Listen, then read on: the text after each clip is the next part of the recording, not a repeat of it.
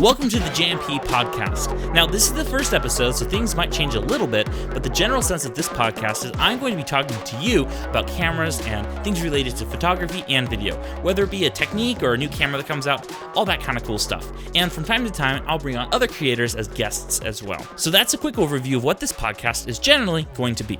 Now, because this is the first episode, the pilot, if you will, I'm going to be answering some of the questions I received over the past several months on my YouTube channel. If you have a question yourself that you might want answered, let me know in the comment section down below.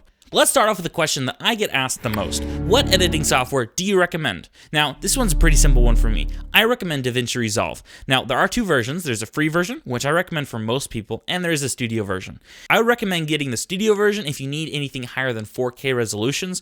So, for example, if you're shooting 6K or 8K footage, you're going to need the studio version. Also, if you need an HDR workflow, then you would need that as well as some server stuff and some more complicated effects and things like that. But for 90% of people, the free version is just good enough and is pretty much everything you need other than those little things that we talked about just a second ago.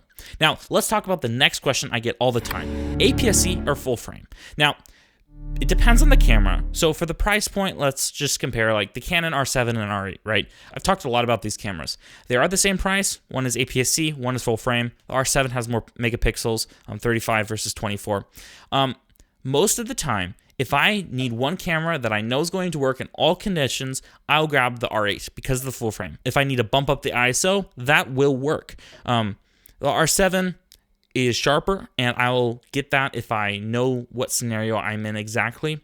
For example, during the daytime, maybe I need a super fast shutter. I'll go with that smaller sensor because of those advantages. But again, it just depends on the camera, right? So like, I would much rather have a full frame like Canon R5 or R5C than an R7 or an R8. So if you can do it, I would recommend full frame because of the advantages, but both have their use cases. Okay, next question. Used or new? I would personally, I go with new just because I don't want to have any issues with a product. I don't want it to get scratched. And the big thing for me for this channel is I want to be able to unbox products brand new out of the box from the manufacturer. And I want to have that experience in case there's any issues or anything like that. But if you want to save some money, you can go used. Totally go used if you want to. But personally, I recommend new if you can do it. Okay, next question. Does 4K matter or is 1080p just good enough? I would say that if you're doing content creation on YouTube, 1080p is probably fine. I would recommend doing 4K if your workflow allows it. So if your camera can do it, if you have enough space and editing power. These days, the processing power on the computer end is pretty much there. You can get the basic end laptops now and they can handle 4K video, and all phones can shoot 4K unless you're going really back in time. So I would recommend doing 4K if you can, but 1080p is fine, especially if you have a better bitrate. I would always take a higher bitrate over more pixels. So that's something to consider. I personally shoot mostly in 6K RAW. I know it's overkill, but it gives me the best results. This podcast is being filmed in 4K though because I don't want to have mega files. It's still in RAW though because I just like that extra control and bit depth and everything. But yeah, 1080p is fine, 4K is fine. Just do what works best for you in the situation. Obviously, if you want the best quality possible, go as high as you can. Highest bitrate, highest resolution. Okay, next question. Sort of relating to what we talked about earlier with resolution, and that is, do I need to use 8-bit or 10-bit? Does that even make a difference? Again, sort of like the resolution thing. Now, what we're referring to is the bit depth in the camera or in the video project. So 8-bit is going to be, I believe, 16 million colors versus 10-bit, which I believe is a billion, I think. So basically, what you're getting is more colors and more of the differences between those colors.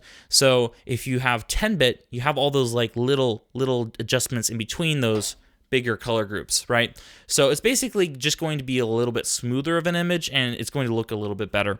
I would always recommend, again, just like the resolution, if your workflow allows for it, so if your camera, if your computer, all that kind of stuff, to shoot in the highest bit depth you can, 10-bit is what I would recommend at least. You can shoot 8-bit if you don't have any other option.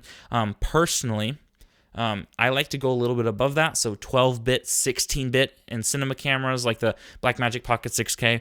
But again, just like we talked about with 6K RAW, completely kind of pointless for YouTube. But 10-bit is probably good enough. Overall, I'd recommend if you can shoot in 4K 10-bit, you're good to go, right? And most cameras these days, like the Canon R8, Canon R7, basically any newer Canon, Sony, Fujifilm, basically any new camera can shoot in 10-bit 4K 60 frames a second. Okay, that brings us to the next question, right? 24, 30, or 60 frames a second. Now, it depends on the style you're going for. If you're going for a movie, a lot of people say 24 frames a second. If you're doing YouTube video, maybe 30 or 60. I would stay away from 60 because to compensate, you're going to have to lower your shutter speed a lot. So you're going to have to lower it from 1/60th to 1/20th and reducing the lights and adding more noise. Also, 60 frames a second kind of looks unnatural. So I would stay away from 60 frames a second unless you're doing a lot of action content. For example, if you are a mountain biker and you have a GoPro, 60 frames a second all day. But if you're doing a talking head shot, it doesn't really make sense. So it just depends on the style of content you're doing. Personally, I know that a lot of you are going to disagree with me on this. Personally, I don't like 24 too much. It looks a little bit not quite as smooth, really. And there is an issue, it's called step down, really, where because 24 frames a second doesn't equally divide into 60 or 120, really, it kind of doesn't really work with modern displays. So if you have 24 frames a second, a 60 hertz panel, it has to make 2 frames, then 3 frames, then 2 frames, then 3 frames, and that can give this weird effect. So if you can, I would just recommend shooting at 30 frames a second for all your projects and just keep it simple. But again, you have the creative freedom in your own content. So shoot 60 frames a second if you want to, shoot 24 if you want to. My recommendation, as we just talked about earlier, 4K, 10-bit, 30. Yeah. Okay, let's move on just a little bit more, maybe another 5 or so questions before the end of this episode. It's going to be a shorter one today, but yeah, we'll have some more fun later. Okay, next question. Let me see what it is. Can I use the Canon R8 for an 8 camera in a short film? Absolutely. It just depends, like, you can have a good camera look terrible if you don't have the right lighting and all that stuff. And you can take pretty much any modern camera and make it look great if you have the right lighting.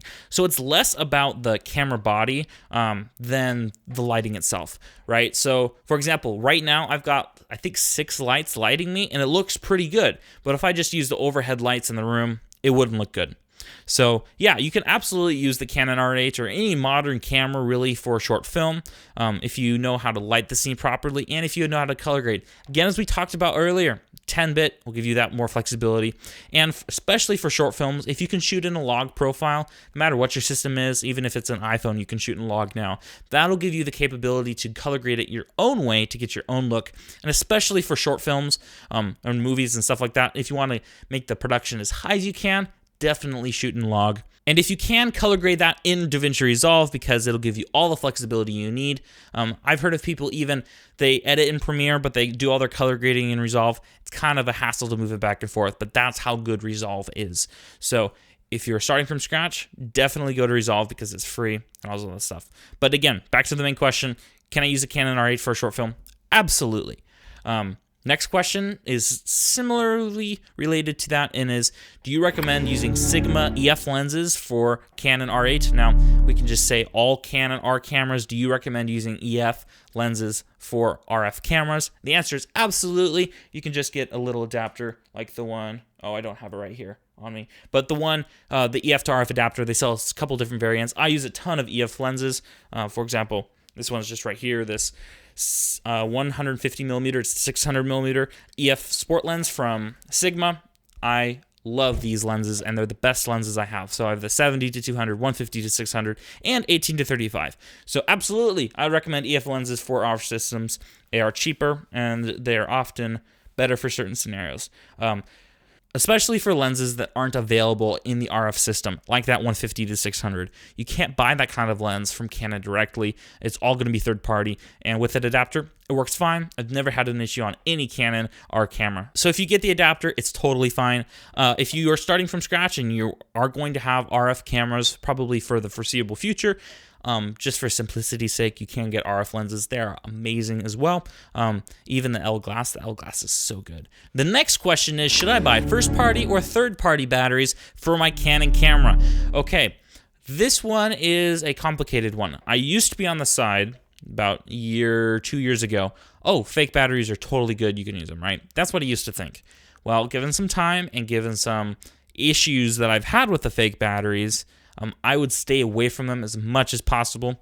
I have 6 third-party batteries for Canon LPE6 batteries, and they all have issues, whether it be dying super fast or not being compatible with the Canon cameras, or with the Blackmagic cameras that use the Canon EF batteries not being able to supply enough voltage. The Blackmagic cameras have no problem with any type of Canon battery that I've put at them, either it be fake or first party, other than the voltage. So because they draw so much power, they can just draw too much and the battery will just shut off and not work. So you don't want that to happen. So I would definitely stay first party with the Canon batteries. They are more expensive, but they're reliable and they're high capacity and they work with the Canon cameras. So definitely go first party. Don't go third party. If you absolutely need more batteries and you can't get the Canon ones in time, or if you just can't spend $80 on a Canon battery. Some of the batteries from RavPower or SmallRig have worked fine for me. You can also use a dummy battery with a V-mount. That's worked okay. Again, I have had issues with the voltage, but that was less on the battery being able to supply it more and more of a communication error, I think. So yeah, stay away from third-party batteries if you can, but you can use them if you want to. But I don't recommend it. Especially if you don't want to have issues. Is the Canon R7 a good camera for wildlife? And I would say absolutely. Because it's a crop sensor camera, it gives some more zoom. So if you're pairing it with a 600mm lens like I showed earlier, it's going to become 940mm. So a ton of zoom. And it has a super fast frame rate and a stabilized sensor. It's really everything you need. Now, for wildlife, if you're using a 600mm lens at f6 or f8 or f11, low light is going to start being an issue. So I would say that the R7 is an awesome camera for that if you pair it with the right setup and if you can manage your shutter speed well enough. I start to see a major degradation in image quality past 12,800 ISO on the R7. After that, I just switch over to the R8 and it works perfectly fine. If you have a 500 or 600mm lens that's around f6, it's an awesome setup, but if you're planning on getting an f11 lens or anything higher than that, that are those cheaper zoom lenses, I would stay away from the R7 just because of that low light performance. During the daytime, middle of the day, it's okay, but as soon as you start to get a little bit darker, maybe during the winter time like it is starting to get a little bit darker during the day, so maybe lean towards the R8 if you need it. But R7's a fantastic option if you have the right total package. What is the lighting setup that I'm using? Okay, this one is a pretty easy one that I will tell you about, but I'm not going to show you because I can't do that super easily right now. Okay, the main thing, I've got a Aperture Light Dome Mini with a Amran 200X light for my key light. It's at 100%. I think it's just at the daylight color temperature, so that's 5600, I think. Whatever the daytime color is. It is a bicolor light. I used to use the Amran 100D, and then I threw that up on a thing behind me to give me some hair light. I'm not using that today, but I usually use that for videos just because I wanted to try this whole thing with the microphone because I was having some issues before. If I film for a super long time, sometimes the microphone drifts a little bit and sometimes it doesn't work out perfectly. Because this is so audio centric, because it's a podcast, we're doing this one. In the background, I do have 3 lights from GVM. They are the 800Ds they're labeled as. They're 40-watt full color lights. I would not recommend them. I recommend you get the LED panels from Aperture or Amran instead. But that's what I have. And then on the other side, you can't really see it, but I have an Aperture B7C in that lamp behind me. So overall, a normal setup. I got 6 lights, key light, 3 LED panels, the LED light, and a hair light. About as many lights as you can use in a setup like this. I want to get another point source light from Aperture or Amran. I really want the 600D or the 600X, but I want another point source light in the back and maybe have a spotlight attachment with a gobo or something in the back.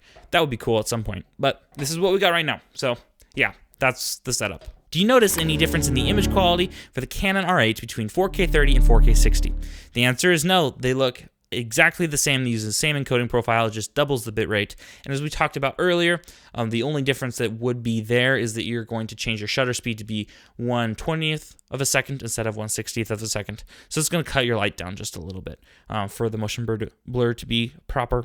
Okay, next one. Do you upload clips of your full videos? Yes, I do. There's a video coming out at some point. Maybe it already came out, but I upload a lot of, maybe I'll take a full video, maybe like this podcast right now, and turn it into a clip, short basically, and I'll throw it up on the platforms just because it's easy and it's content that maybe a lot of people wouldn't see on the normal videos. So it's something that I think might be beneficial and worthy of being a short. I will just take the timeline, duplicate it, cut everything else out, and export that as a short. So yeah, just looking for more content to put up there. I think let's answer one more question and then we'll round out with the end of this video. And this will be the first episode. We'll see where this podcast goes in the future, but this is what it is for today. What services would you recommend for stock music and sound effects? Now, this is an easy one. I would recommend artlist.io. Now, here's a quick disclaimer. I am sponsored by them, but I'm going to tell you about how that happened. Now, I previously, like years ago, I used artlist.io and I was super impressed by their services. After the first 2 years, I was like, hey, I want to see what else is out there. So I tried some other services like Storyblocks, and I just really wasn't impressed. So I came back to Artlist, and I was like, this is the best service. I'm going to use this.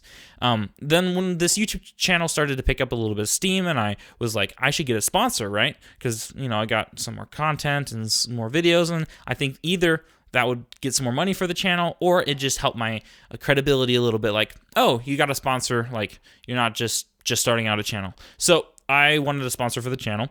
And so I was like, hey, this is a service I really, really like, Artlist. And I use all the time in my content.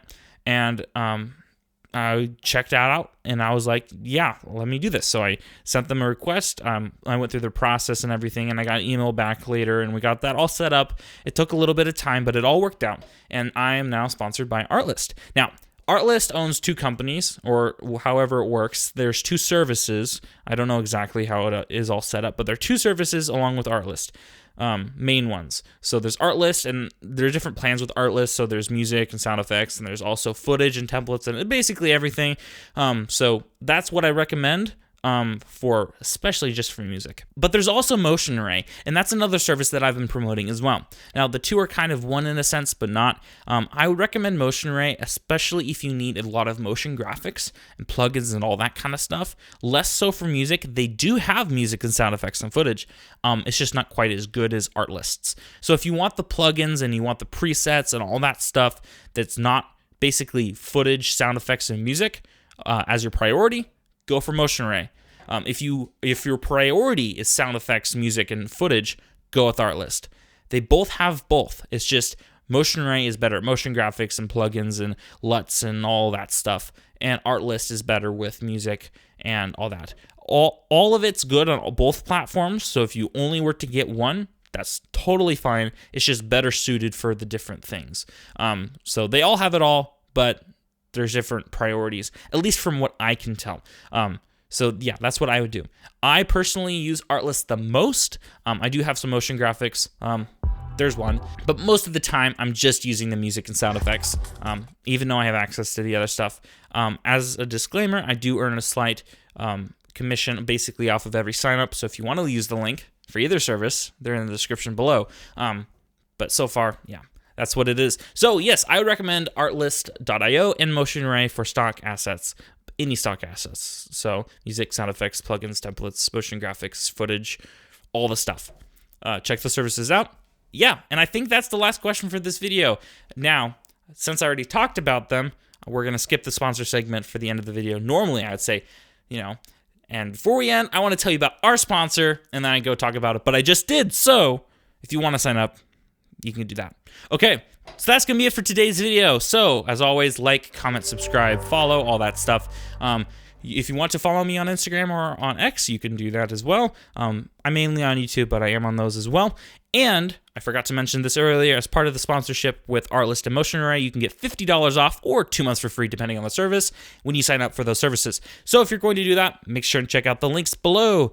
Anyway, that's it. I'll see you in the next video.